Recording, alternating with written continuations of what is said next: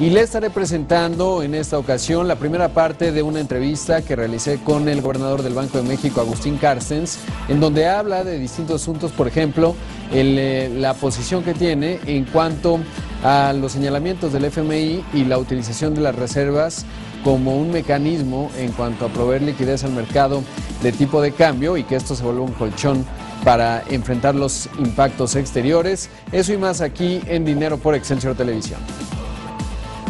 Siempre es un privilegio y un gusto poder entrevistar al gobernador del Banco de México, Agustín Carstens. Gobernador, muchas gracias por la entrevista. Rodrigo, un placer estar contigo. Hablamos al principio del año y en ese entonces me decía usted, el mar está picado porque había pues, mucha turbulencia, disparidades en la política monetaria en cuanto al ajuste de la Fed y lo que ocurre en Europa, etcétera. ¿Cómo estamos ahora? ¿El mar sigue picado? ¿Estamos en el ojo del huracán y viene... pues estamos en la calma, digamos, y viene la tormenta? ¿Cómo calificar el panorama ahora? Pues sigue estando complicado, digamos, los diferentes aspectos que has mencionado han venido evolucionando, aunque no de una manera completamente diferente. Seguimos en una situación donde el crecimiento económico mundial está siendo por debajo de su potencial. De hecho, ha habido revisiones a la baja en el crecimiento de la economía mundial prácticamente de manera consecutiva durante este año. Hay un evento preocupante que es que el volumen del comercio internacional está siendo negativo por primera vez desde diciembre del 2009.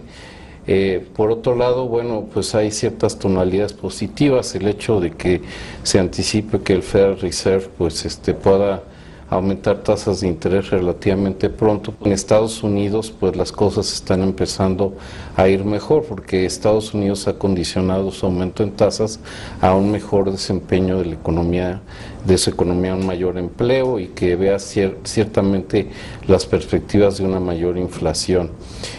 Por otro lado, pues el bajo crecimiento económico en el mundo, la caída en la demanda por bienes, por materias primas, pues ha generado que el índice de precios de materias primas continúe cayendo y uno que pues es el que más nos pega a nosotros, el precio del petróleo, pues alcanzando niveles francamente muy bajos, ¿no? Entonces, pues sigue estando un entorno complicado en lo internacional.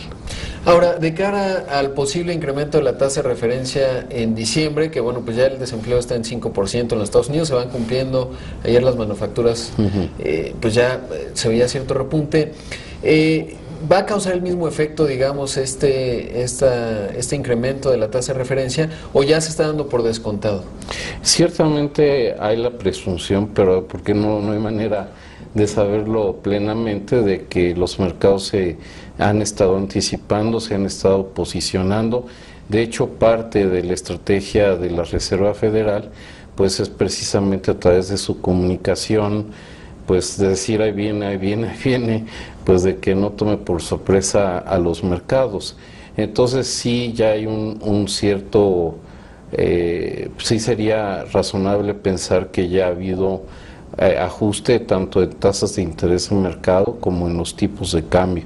Lo que ha cambiado es que también pues otros países y regiones, por ejemplo la región del euro, pues ahora con por ejemplo los lamentables eventos en París, pues se ha incrementado la posibilidad de que el Banco Central Europeo afloje más su política monetaria, y lo mismo ha sucedido en Japón después de que esta semana también conocimos que la economía japonesa ha regresado a recesión.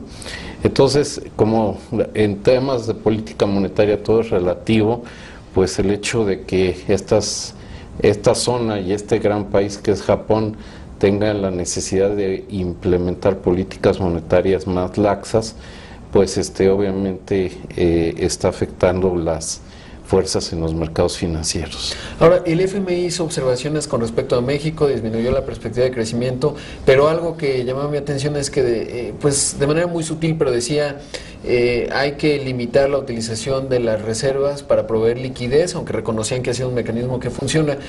¿Qué decir de esta observación del Fondo Monetario Internacional en cuanto a lo que ha hecho la Comisión de Cambios para mantener la liquidez en el mercado? Bueno, el Fondo Monetario reconoce de que el manejo ha sido adecuado.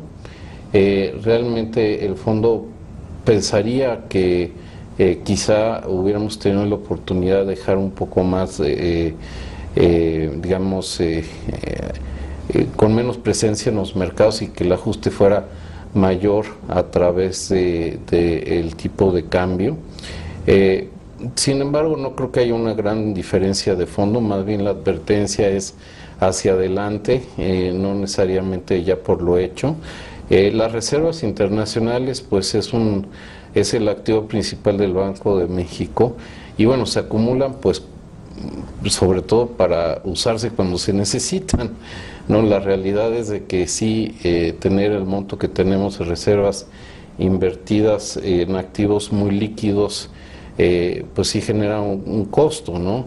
Y ese costo pues el país lo tiene que pagar para poder realmente suavizar, darle orden al mercado cambiario que es tan importante para la fijación de expectativas. Entonces, ciertamente es un punto para reflexionar hacia adelante, pero precisamente dado que pues la constelación de factores ha sido tal que ha habido mucha volatilidad, pues pensamos nosotros oportuno, junto con la Secretaría de Hacienda, pues que había que ampliar esas reservas.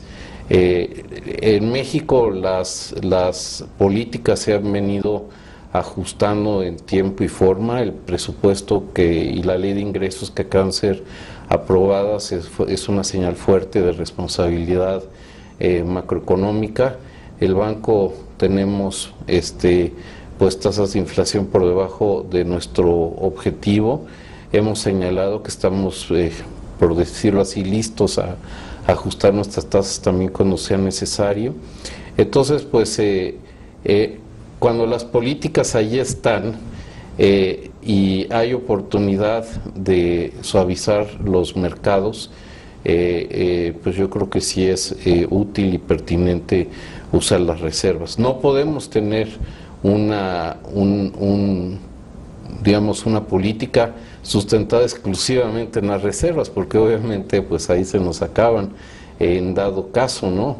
Pero como hemos venido haciéndolo, combinándolo con fundamentos firmes, sólidos, y simplemente usar las reservas en el margen para suavizar, yo creo que es una política que ha sido responsable. En el conjunto hacia adelante quiere decir que ha funcionado, ¿no? Considerando todos estos factores que acompañan a esta medida. Seguro, sí. No, nuestra lectura es que sí ha funcionado. Ya regresamos con más aquí en Dinero por Excelsior Televisión y aquí le presento la continuación de esta primera parte de la entrevista con Agustín Carstens. Por otro lado, hay un debate muy interesante, leía con atención las minutas y veía posturas muy distintas en cuanto, por ejemplo, por qué no se ha dado la transferencia en cuanto a la depreciación del tipo de cambio en términos de la inflación, que la estamos viendo muy baja. Y veía, por ejemplo, pues que había quien decía las reformas estructurales son un factor importante. ¿Qué tanto han influido, por ejemplo, la caída en los precios de las telecomunicaciones, etcétera, en tener las condiciones que tenemos en la inflación? Y en este sentido, pues que hay todo un debate al interior de la Junta de Gobierno. Bueno, yo creo que las reformas estructurales han sido bien importantes y sin duda una de sus manifestaciones tempranas ha sido precisamente en los precios. En telecomunicaciones ha sido muy claro, parte han sido reducciones en algunos servicios de telecomunicación que fueron legislados así para que hubiera reducciones de precios, pero también otros paquetes, etcétera, que se están ofreciendo constantemente al público pues son resultados de la competencia y también del cambio tecnológico tan agresivo que está habiendo en esa materia y que permite abatir costos. Entonces eso, en ese sentido, yo creo que ha sido una historia de éxito. Por otro lado, la otra parte que ha sido fundamental es la reducción que se ha logrado en electricidad, simplemente por las acciones que ha tomado la Comisión Federal de Electricidad y la capacidad que tiene ahora de ajustar la mezcla de insumos que le permite generar la electricidad que se demande, ¿no? Al poder usar insumos más baratos, pues eso ha bajado los costos indirectos y los costos directos de muchas empresas, y pues también eso ha permitido bajar también el recibo de luz que reciben muchos mexicanos. Entonces, en ese sentido, estos factores sin duda han contrarrestado pues alguna muy modesta presión al alza que se ha visto en algunos bienes, sobre todo durables, por la depreciación del tipo de cambio. Un factor adicional que quisiera apuntar es que también el manejo que ha hecho la Secretaría de Hacienda del precio de la gasolina también ha coadyuvado a mantener la inflación baja y estable. En antelación a lo que deberá suceder el año entrante, no el año entrante, en 2017, de que ya el precio de la gasolina fluctúe más, de manera mucho más asociada a los precios internacionales, pues el hecho de que hayan establecido una banda con un techo de 3% para el año entrante, pues también limita la variación de la gasolina hacia adelante, incluso dando espacio para que el precio de la gasolina baje, lo cual también ha ayudado mucho, ¿no? Entonces, yo creo que sí ha habido varios factores de peso que han sido producto de las reformas estructurales y que han ayudado a enfrentar este entorno en donde se han dado presiones. Hay un debate feliz, ¿no? Que debatir por qué la inflación está tan abajo, sí, en este contexto es positivo, pero ¿cuál tendría que ser o qué nos tendría que preocupar en términos de depreciación del tipo de cambio como para ver un traslado y que genere, digamos, preocupaciones en términos de inflación? Bueno, lo fundamental, y es lo que el banco tiene que cuidar permanentemente, pues es de que precios que no estén directamente asociados a un bien importado o al propio tipo de cambio, que no sean comerciables internacionalmente, empiecen a mostrar aumentos simplemente porque hay expectativa de mayor inflación. El canal de transmisión son mayores expectativas. Si la gente espera mayor inflación, entonces pues va a pedir mayores salarios, o simplemente un comerciante va a pedir mayores precios. La realidad es que no hemos visto que se haya dado ese contagio, no hemos visto que se esté afectando el proceso de formación de precios en la economía. Entonces eso, bueno, pues nos ha dado la seguridad hasta el momento de que el ajuste en el tipo de cambio que ha generado una depreciación del tipo de cambio real, pues es la que queremos, ¿no? ¿Por qué queremos eso? Bueno, porque un fenómeno que hemos vivido y que todos lo conocemos bien, pues es de que se nos han caído brutalmente los precios del petróleo y también ha bajado la plataforma de producción.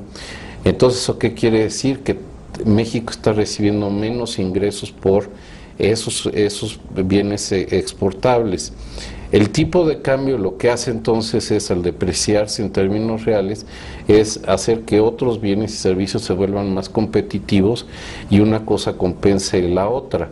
Para eso es importante que el tipo se deprecie de manera ordenada y que esa depreciación no se vaya a inflación. Entonces eso es lo que realmente se está logrando, y eso pues nos ayuda a que el tipo de cambio pues realmente juegue su papel como un amortiguador de choques externos. Y justo parte del debate era la brecha negativa, porque había quien decía, pues hay países que tienen brecha negativa pero tienen inflación, no es el caso en México. Si hubiera va a haber, digamos, de acuerdo a lo que se proyecta, pues una mayor actividad económica en 2016, ¿eso pudiera, digamos, una mayor demanda generar presiones inflacionarias? Sí, bueno, ese es el mecanismo clásico, ¿no?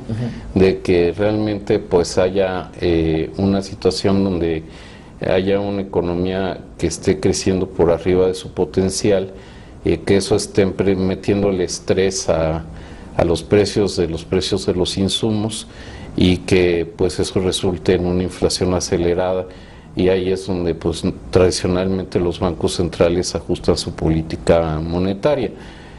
No estamos en una circunstancia parecida por el momento. Todavía hay espacio para que la economía mexicana crezca sin que se generen presiones sobre la inflación.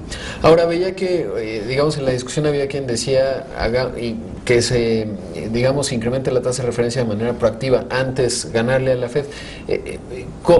¿Cuál sería la perspectiva con respecto a ello? O más bien ir acomodando, como está además ya configurado el calendario, pues esperando a que la Fed tome la decisión y reaccionar a ello. Bueno, realmente, obviamente la Junta es un órgano colegiado, ¿no? Y donde pues la decisión por ley se toma por mayoría. La visión mayoritaria fue que pues deberíamos darnos el tiempo para tomar las decisiones con plena información. Si hay un evento muy puntual, que es esto, lo del FED, y bueno, pues esa información la tendremos que ponderar a la luz de muchos otros factores que el banco tradicionalmente considera. Entonces aquí pues más que nada era el tema de privilegiar la información y sobre todo pues aprovechar el darnos ese tiempo, ¿no?, a la luz de que tenemos una inflación por debajo de nuestro objetivo. Si realmente estuviéramos viendo pues una inflación por arriba de nuestro objetivo y estuviéramos viendo creciendo las expectativas de inflación, pues es muy probable que hubiera habido incluso hasta consenso de hacer alguna acción de política monetaria, pero no es el caso, no es el caso. Entonces, por eso pues la mayoría se pronunció por tener sí una actitud vigilante, pero pues hasta esperar en la medida de lo posible a tener mejor información para tomar nuestras decisiones. Con más aquí en Dinero por Excelsior Televisión, y esta es la última parte de esta entrevista que realicé con el gobernador del Banco de México, Agustín Carstens. Ahora, hablando un poco del presupuesto, pasó por el tamiz de la Cámara de Diputados y ahí, bueno, pues hubo aumentos, finalmente se redujo 1.5%. ¿Es adecuado, digamos, el presupuesto va, digamos, en conjunto de acuerdo a los objetivos de mantener la estabilidad del país, o pudo haber habido un mejor ajuste como se había planteado desde el Ejecutivo en un inicio? No, realmente en historia de los presupuestos siempre hay espacio para el ajuste que se haga en el legislativo, pero eso es oportuno, es de esperarse, es debido, es parte de nuestra democracia, entonces pues hay que aceptarlo como tal. Para mí lo relevante, digamos, viéndolo desde el punto de vista del banco, pues se mantuvieron los parámetros macro fundamentales, sobre todo el objetivo de reducir los requerimientos financieros del sector público. Yo creo que eso es una señal responsable y pues se confirmó de alguna manera esta trayectoria descendente que está digamos que está implícita en los documentos de criterios, etcétera, de ir reduciendo los requerimientos financieros hacia el final de la administración. Una cosa que a nosotros nos pareció un acto de altísima responsabilidad es el cambio que se añadió en la Ley de Presupuesto y Responsabilidad Hacendaria, en la cual ante una iniciativa presentada por el Ejecutivo se limita el uso del remanente de operación del Banco de México para reducir la deuda pública. Eso a mí se me hace un acto de gran responsabilidad y eso pues va a coadyuvar a que México esté en condiciones pues de seguir navegando en estas aguas que siguen sin calmarse plenamente. Por otro lado, gobernador, fue ratificado por un periodo más. ¿Cuál es, digamos, la visión pues de mediano a largo plazo con respecto al Banco de México en este nuevo periodo? Bueno, el Banco de México pues es una institución que tiene muy claro definido su mandato, ¿no? Lo importante es que el banco tenga la habilidad de ir ajustando sus políticas, su análisis, sus acciones al entorno cambiante que estamos enfrentando. Realmente pues, la situación que estamos viviendo hoy es muy diferente a la de hace 6 años y seguramente la de dentro de 5 años va a ser diferente a la actual. Entonces, bueno, pues eso exige que la institución continúe manteniendo pues un nivel de excelencia en términos de análisis, en términos de ejecución de su política, en términos de comunicación con el público. La comunicación pues es parte implícita muy poderosa de las decisiones que tomamos, porque también muchas de nuestras acciones llevan a cabo su función a través de ir afectando las expectativas, sumándonos plenamente a todo este mundo de nuevo que se celebra de la transparencia.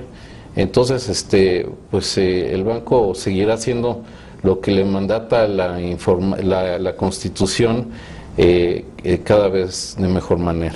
Y ya, por último, me llamaba mucho la atención que decían la curva de Phillips ha dejado de funcionar, la relación inflación-desempleo clásica. ¿Están cambiando, digamos, las condiciones y estamos realmente caminando por un territorio inexplorado, no solo desde el Banco de México, sino a nivel global? Porque tal parece que las cosas no están funcionando como se pensaba que funcionaban con los modelos antiguos. Bueno, es que es cierto que estamos viviendo momentos inéditos. Realmente, si vemos lo que han hecho los principales bancos centrales del mundo, digamos los 4 más importantes, que es la Reserva Federal, el Banco de Inglaterra, el Banco Central Europeo y el Banco de Japón, pues han aumentado brutalmente su oferta monetaria, la base monetaria. En un modelo tradicional uno pensaría que pues sí estaríamos en un proceso de hiperinflación y no se ha dado. ¿Por qué? Pues por el entorno depresivo que está viviendo la economía mundial. Precisamente lo que platicábamos, que uno de los temas más importantes que ha limitado el crecimiento de la economía mexicana y de otras ha sido pues el hecho que el crecimiento mundial está muy bajo, y está muy bajo porque el proceso de esa gran crisis financiera global que se dio en 2008 y 2009 no se termina de digerir, y todavía falta que ciertas políticas en el área real, digamos en el área de estructural de las economías avanzadas se lleve a cabo, y que bueno pues eso permita que regresemos a un entorno económico donde pues ya se tenía quizá un poco más de destreza en usar los instrumentos y donde se tenían relaciones mucho más predecibles. Entonces, en este proceso de transición, pues sí se han dado pues estos cambios de relación entre ciertas variables importantes que ha complicado pues el manejo de las políticas macroeconómicas. Y ahora sí, por último, te invitamos a seguir cuestionando la información con los siguientes videos.